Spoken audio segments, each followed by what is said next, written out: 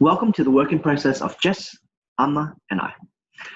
First, we're introduced to the role of an account manager, otherwise known in our industry as a suit. That all good suits reflect. What does that mean? It means the skills, knowledge, minds is transferable in any other industries.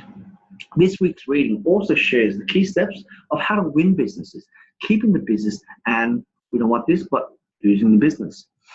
What that means is it clearly explains on how to go above and beyond for our clients. And what that allows us to know is we need to add value to the client's business. We explore the ways of innovative by taking chances and learning the lessons taught by other professionals who've been in our positions before. Therefore, it allows us to build on that and gain the experience and build more trust and ultimate goal, going above and beyond for the client. Our team has reflected with our individual processes, individual experiences during this process by sharing similar stories. We understand what it means to be on both sides of the client's service.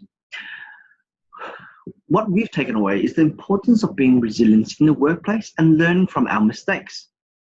Now, when we went to week 2, there were 3 key learnings that I took away from this, and our team really reflected on this, which was being fearless, the importance of asking more questions, and the most important question of all is actually why.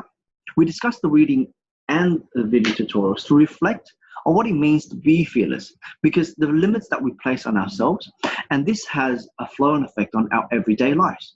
The fearless exercise guides us onto how to conquer our fears through a step-by-step method, emotionally supported with our friends and family around us. Our group discussion this week brought us to the importance of the questioning method. This allows us to break down the core of our brief, allowing us to understand our answers from the brief and resolve any issues that we might have going forward. The guest lecturer, 2 guys, gave us an important word, which was the word why, and how to investigate everything in our brief. This gives us an idea of how to make and change, breaking down the brief to resolve the issues of the assignment that we might have to resolve. One of the key points that really reflect upon of us, which was the way Google thinks. Before joining Google, we might want to do 2 times better than what we have. But the Google thinking is 10 times the capacity that we usually have. That's very, very, very powerful in terms of being fearless. In week 3, we learned how to set our expectations around 3 main working documents. We were given the project deliverables, work breakdown structure, creating our project statement, into keeping ourselves accountable. The most important lessons that we learned from that week was capturing how each task reflects not only to our clients but ourselves. The communication between the clients' wants and what they really, really want is completely different, because when they explain that, it might not match that. So we need to clearly identify that and make sure it is transparent on what they expect. Now, we started setting up our working processes, deliverables, project statement, and a project goal to keep us all accountable. Otherwise, the repercussion could be enormous. We move on, and now we're starting to get more and more into our pitch.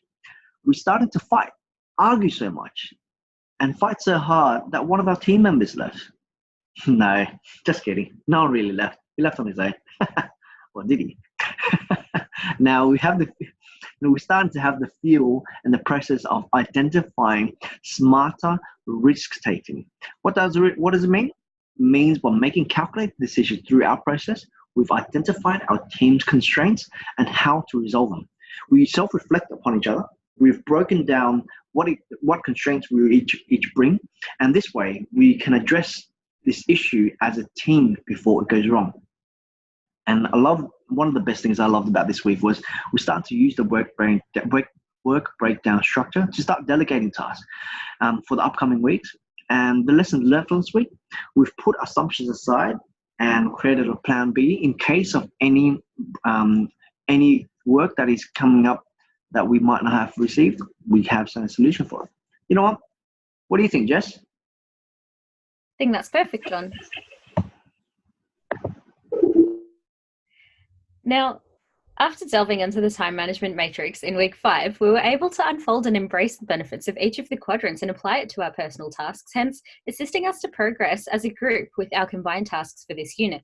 The first quadrant, firefighting, we believed assisted us the most as we learned to prioritize our group tasks based on their deadlines and ensure that we had discussed and set expectations 2 weeks prior to the due dates in order to schedule meetings appropriately with sufficient time for all members to keep free, hence producing the best work possible. Now, as for procrastination concerns, well, we didn't really believe there were many, but to our surprise as well, our personality types and work ethics were very similar, which assisted us to get along and work more efficiently to the same standard. However, the 2 tips we did extract from the second lecture pod on procrastination, which furthermore assisted our task management skills, were firstly, get organized, and secondly, break the project down into smaller tasks, which we did by constantly updating a shared to-do list and individually amending and adding to our shared Google document when we had spare time apart. As such, we became familiar with meeting practices by setting clear expectations and dates on our Facebook Messenger group chat as a part of our contact report, alongside constantly just communicating via the web and working documents. Now, after going through the content for week 6, we became familiar with the 10 types of difficult colleagues and joked around about which each of us would be, similar to, and afterwards was able to see how learning how to manage difficult colleagues actually greatly impacted not only our individual work, but even our social lives. We agreed that our biggest takeout point in relation to our group work was the reading set for week 6, titled 3 Skills Every 21st Century Manager Needs by Andrew L. Malinsky. The most relatable paragraph by Gloria Mark stated to close your eyes for 5 minutes and notice how your thoughts stray, jump, zigzag, and double back. Success in the 20th century factories and offices may have required paying strict attention to systematic tasks and taking those tasks to completion, but that is definitely not a natural way for humans to operate. Hence, we decided to do this. And after a quick discussion afterwards, we decided, hey, why not change one of our group techniques? So instead of designating each person one task and making them do all the work relating to that task, we would now still designate tasks. However, allow each member to add their views and opinions and leave it open for discussion and editing in order to achieve the best possible answer using different personality types and mindsets. So we also briefly touched upon our new and improved understanding of blending and redirecting techniques, alongside the importance of global dexterity. Now, week 7, we more so discussed the benefits of being proactive, as we were finding out that we were all a little confused of task expectations. So we decided to set long-term goals for our projects, as we realized that most of our task goals were short-term. For example, we would set goals to find technology regarding our project idea. However, we had hardly planned for our execution of the videos due much later. And by doing this, we probably would have panicked and not had enough time to complete it. We also discussed, based on our class feedback received for our project idea, that we needed to implement more of the 80-20 rule and focus 20% on what really mattered instead of wondering what mattered. Lastly, the concept of Kaizen was adapted by us efficiently, as we were experiencing a little crisis changing our ideals around our technology for the project, and realized, hey, according to Kaizen, we just needed to accept that we were being barricaded by the reluctance to change our technological idea, as we had placed so much time and effort into our current one. However, we just needed to move on in order to produce better project outcomes rather than creating a bigger problem.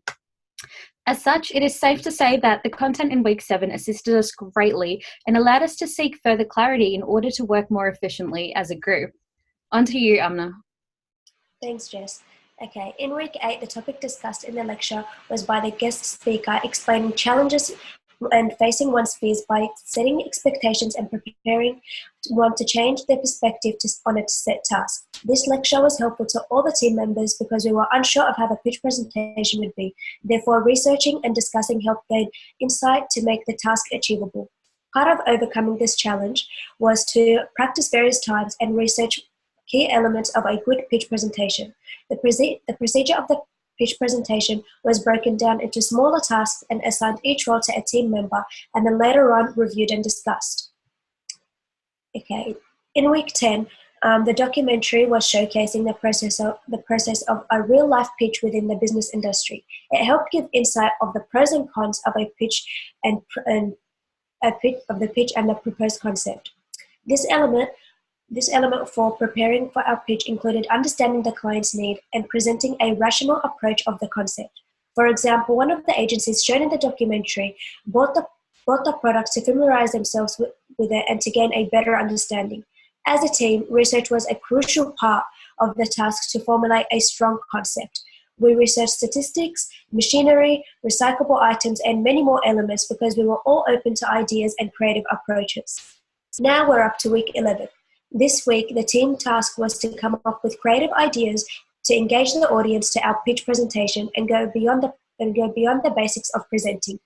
Our key aim was to showcase our information through visuals and interactive designs rather than overwhelming the client with unnecessary information. This process is highly reliant on communicating and conveying the information to be meaningful and enthusiastic by setting the theme of the presentation headlines and set the direction of the concept idea.